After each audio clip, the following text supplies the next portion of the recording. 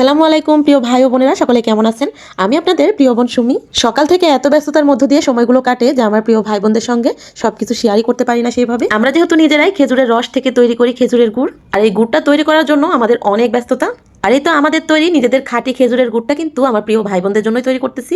প্রতিনিয়তই আমার প্রিয় ভাই বোনেরা অর্ডার করে এই তো এই খাঁটি খেজুর গুড়টা নিচ্ছেন আপনারা।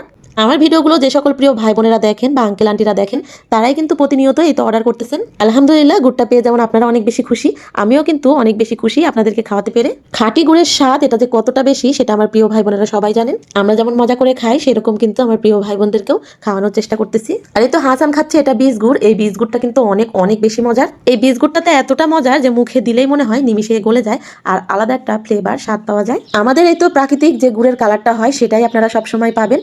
অনেক সময় অনেক রকম কালার হয়ে থাকে গুড়ের। আমাদের গুড়টা শুধুমাত্র খেজুর রস থেকে এই তো জাল করে তৈরি করা হচ্ছে খাঁটি খেজুর গুড়। প্রাকৃতিক ভাবে গুড়ের কালার আবহাওয়ার পরিবর্তনে এই তো গুড়ের কালার পরিবর্তন হয়। প্রতিদিনের গুড়ের সঙ্গে কিন্তু প্রতিদিনের গুড়ের কালার মেলে না, এক এক দিনের কালার এক এক রকম।